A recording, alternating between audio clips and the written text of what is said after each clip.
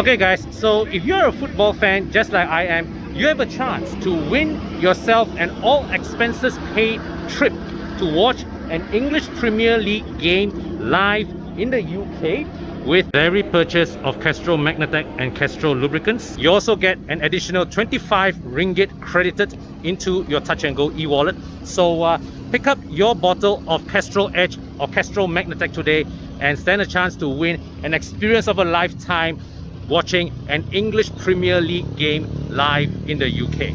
Hi guys, so behind me here, this is the newly facelifted BMW X3. Now, which is available in Malaysia with, well, 3 possible powertrain, combinations. You can have it in pure petrol. That also you have a choice between the 20i and the 30i. You have all electric in the iX3, or you can have both worlds. This, the xDrive30e plug-in hybrid. Now, as usual with BMW practice, the plug-in hybrid is not the most expensive variant of the range. The most expensive variant of the X3 range is the fully petrol xDrive30i M Sport. Oh yeah, actually, all of them, the entire X3 family in Malaysia, even the rear-wheel drive 20i model, the all-electric iX3 model, the xDrive30e plug-in hybrid model here, and the 30i, all of them xDrive trim as standard. So you contrast it with the pre-facelift X3. That one, when BMW launched it in back in 2019, they launched it with the more elegant, the more restrained luxury line trim, and I thought, hey, that's an interesting product decision. But now with the X3 facelift, BMW has decided, to go all out M Sport. Okay, so you can see here, like, you got the M Sport wheels with the M Sport brake calipers. The front end, so the front end here, you see the bumper design is a bit more edgy, but it doesn't have the large gaping panel, black panel here as you typically see in an M Sport design. So there's still a bit of restraint here at the side. Now the headlights have been given an upgrade. So you see, previously the pre-facelift X3, especially when they first launched it, it had that design whereby it was just one line. Okay, the lighting switch was just one line. No, sorry, it was the 2 hexagonal design, which looked really markedly different from the global promotional images. Now here you get with the facelift here, BMW gives it that angular illuminating signature, which I think is a very good design move. So this is the LED. Of course, the higher spec headlamps are lasers, but here's the thing: when you look at these LED headlamps, at one glance you can't straight away say that this is the low spec headlamp.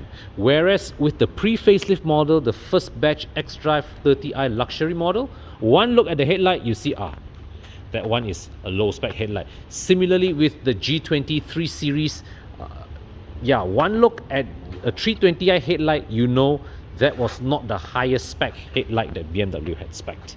So this being an electrified model, of course there's the blue highlight around the BMW badge. BMW has also been restrained in growing the X3's grille here, but of course they've opted for the joint design that we've seen, with the more modern BMWs. And here, nicely in between, they've slotted in the front camera. All right, so you've got the electrified by eye badge here to show that this is a plug-in hybrid model. You've got keyless entry on all 4 doors, as you would expect of a vehicle in this segment.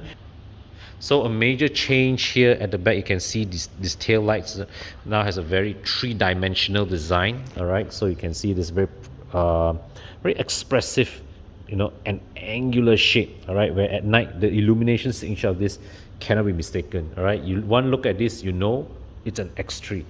All right, and down here you can see the M Sport diffuser treatment. very, very pronounced, very angular. So compared to the early pre-facelift X3s with the luxury line trim, this one is noticeably, now in M Sport trim, is much more advanced, much more aggressive in its appearance. Not sure if that is, I mean, that's the trend now, I suppose. That's what the market wants now, but not sure that's entirely a great thing for those of us with a bit more conservative tastes. So now with the key fob, let's walk closer to the car. Right.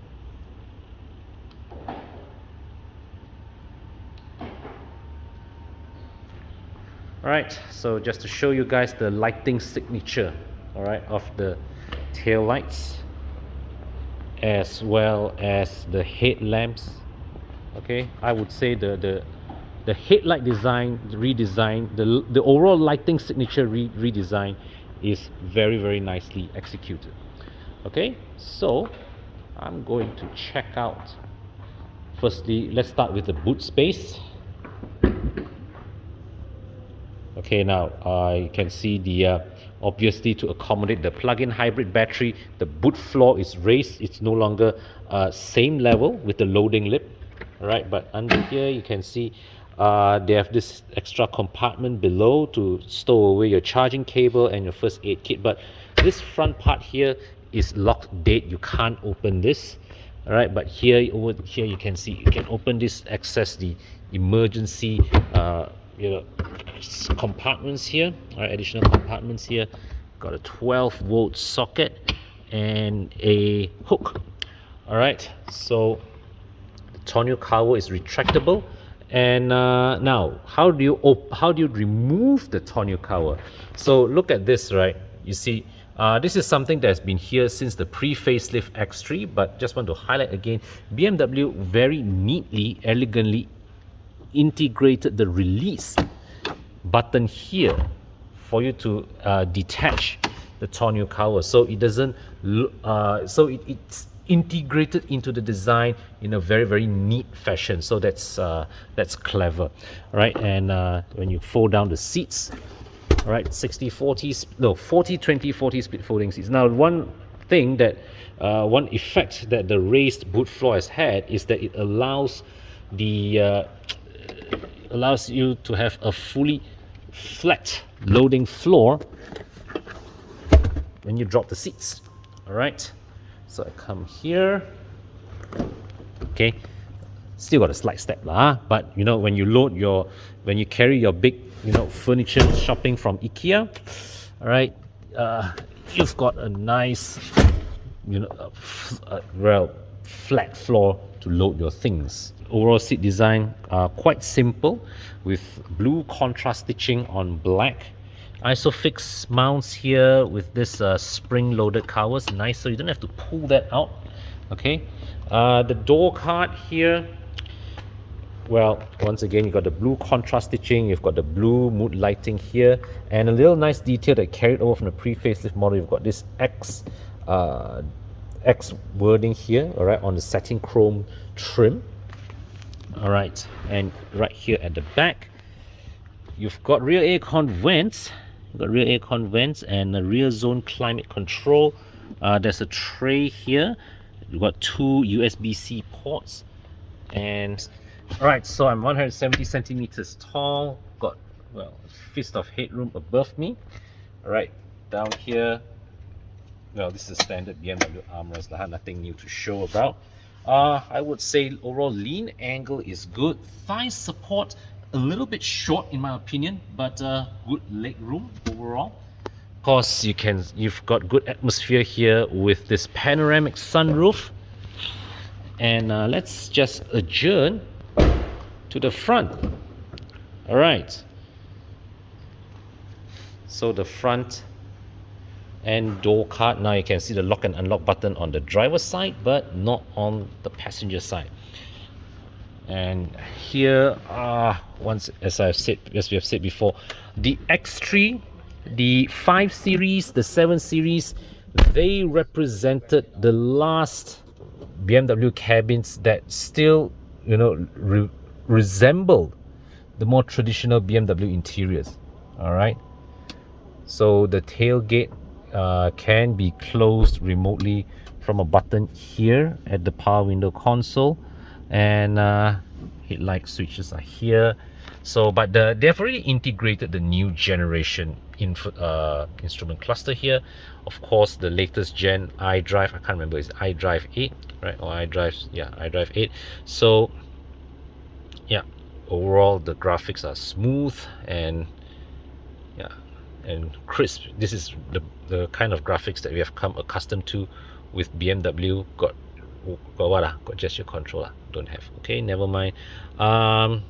So you can see here the new generation vents. Okay, overall this is a familiar BMW design, and I think they have changed this. This section here is taken from the G20 generation. All right, it's taken from the G20 generation.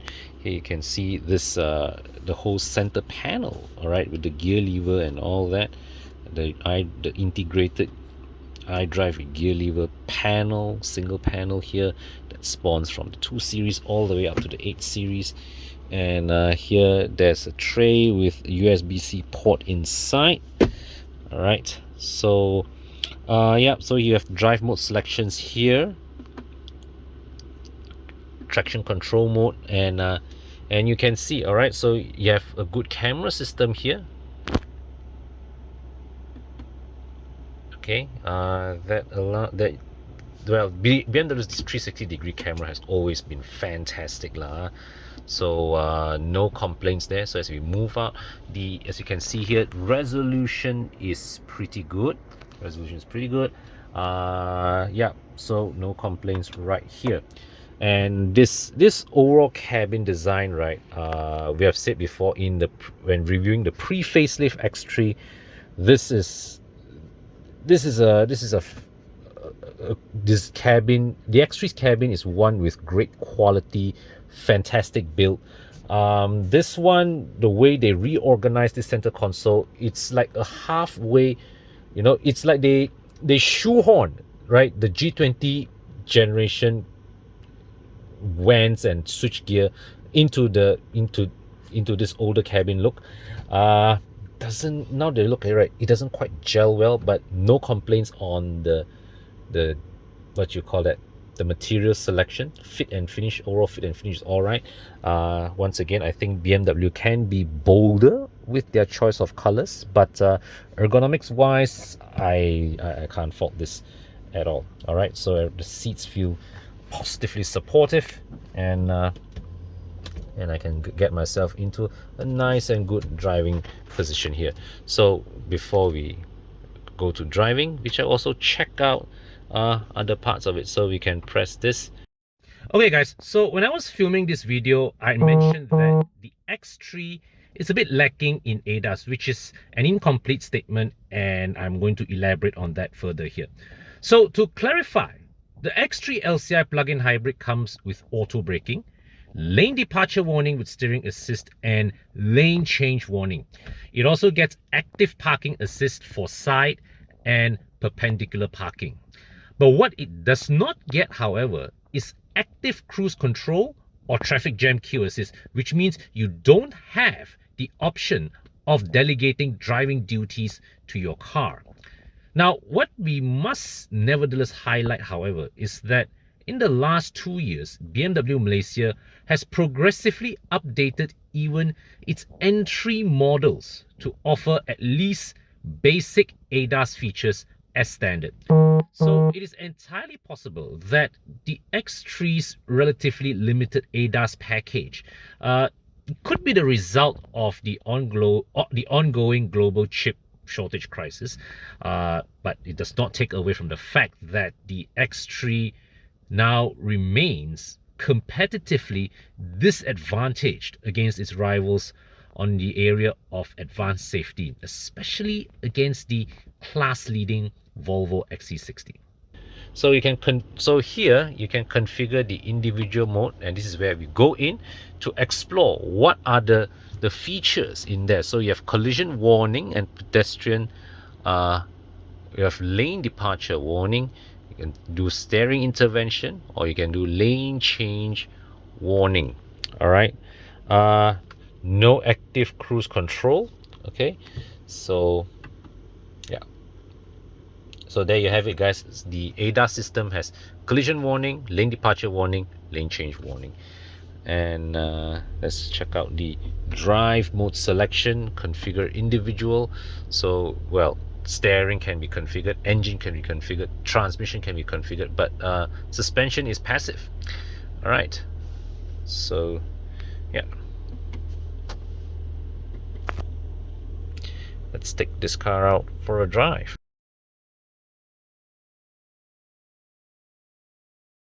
When I switched to Pro Mileage, in my case, I got 46-47% of savings for that car.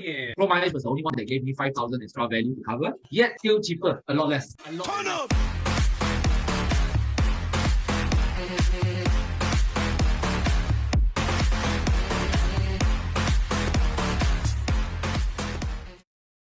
Okay, so the X3 plug-in hybrid that I'm driving here, this is powered by, well, you know the engine, the familiar 2-liter B48 turbo, and it is the same setup that you get in the likes of the 330e and the 530e. So basically you have the 2-liter turbo engine that is the same setup as the 20i, which is you get 184 horsepower, 300 meters of torque, and when you jump the electric motor in, you get 292 horsepower.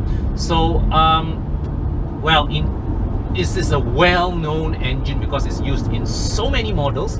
All right, no reason to dive in further. Of course, paired with the engine is an 8-speed automatic transmission, that same transmission that BMW has used for the last 10 years. In this respect, the transmission's torque converter is replaced with the electric motor that you get. So well, the overall behavior of this engine, the overall drivability of this engine really is there's no complaint. I mean, the B48 engine on its own is already renowned to be a very potent performer, a reliable, well-engineered powertrain that, you know, whether it is in the 20i guys or the 30i guys, has proven to be, well, both reliable and at the same time blessed with immense flexibility that make them excellent daily drivers regardless of application. Here, of course, to pair together with the electric motor, I will have to say the transition between electric, full petrol, or in between drivings. Right now I'm driving the car in hybrid mode on the NPE. Yeah, it feels, the transitions are good, well managed, smooth. There is more than adequate performance on tap, so never at any time do I feel this car is underpowered. And right now, as a matter of fact, I'm driving this with the battery fully depleted anyway. So at this whole morning as I'm driving this car, it is basically the combustion engine that is doing all the heavy lifting. All right, and the electric motor range here is realistically, all right, if you talk about real world driving, you're looking at about 30 to 40 kilometers of all electric range. So for most of us, right, if let's say you live within a 10-kilometer radius of your office, chances are you are able to handle the entirety of your day-to-day commute without needing to trouble the petrol engine. It is only when you travel a bit further distance, maybe you have some ad hoc meetings or whatnot, or engagements, that okay, you need the petrol engine to step in. But otherwise, if you rush in to charge this car daily, yeah, you are looking at very, very minimal petrol consumption, you know, on your monthly basis. And with rising fuel costs, that I would say is a plus point for many people. Perhaps you can even you know, for you guys to run cars like these, RON 97 may even be a relatively affordable option, all things considered. Okay, now the other thing, when we review a hybrid or a plug-in hybrid, one of the question marks that always arise is how do the brakes feel? And of course, in hybrid cars, right, when you step on the brakes, the initial, right, 1-2 centimeters of pedal travel, the car is utilizing the regen braking entirely to stop the car. You are not using much of the friction brakes, and I have this never was a problem for me until I test drove the Volvo XC40 plug-in hybrid recently, and that car had a very poorly calibrated regen to friction braking setup. Here in the X3, no such thing. You know, how much force I exert on the brake pedal translates quite linearly to how much deceleration I am getting. So in that sense, overall, whether it is the overall driving feel of this car, or no doubt it is not as sporty in its handling compared to other BMW models, but it's the response, you know, when you accelerate or when you brake, you know, is linear, is predictable, it's easy enough to modulate. All right. And the ride, I would say, even though this is sitting on an M Sport setup, the ride is pleasantly comfortable. Okay, so overall, right, the X3 here, just as it was in the pre-facelift model, this is, even in this plug-in hybrid, guys, this feels like a pleasant, a highly usable day-to-day car with almost no vices to complain about. If I were to really nitpick, right, it really would be the omission of the higher level ADAS systems. Now, I'm not one to bother with ADAS. In fact, I rarely use them. Okay, not that any of my cars have them, but most of the time when I review cars with ADAS, I hardly ever use it. But fact of the matter is, at this price range, the Volvo XC60, which is itself, you know, no slouch to drive, does not lose to the BMW in driving dynamics at all. So yeah, if I were to find a real chink of the armor, it would be that the absence of higher level ADAS. That is a big drawback here with this X3. But otherwise, there really isn't much for me to criticize. I mean, of course, for my money, I'm a bit more conservative with my tastes. I would still go with one of the combustion engine models, or I may go with the full EV model. Hybrids and plug-in hybrids are really not my thing. But if you're not bothered by, you know, owning a PHEV, you are not bothered by the inevitable impact that a PHEV would have on a car's resale value, then there's no reason to discourage you from looking at the X3 plug-in hybrid here. In fact, you know, given the way things usually go with plug-in hybrids, you know, 6 months down the road, when the ongoing, you know, stock shortages stabilize, if you are ready to put your money on a PHEV, chances are this variant is where you will get the best deals. All right, because a lot of buyers would snap up the petrol model, right? So the PHEV is the one that the salespeople will find, I would suggest, you know, will be a bit the most challenging one to persuade customers into. And if you are okay to put your money down on that, you may be able to strike a good bargain.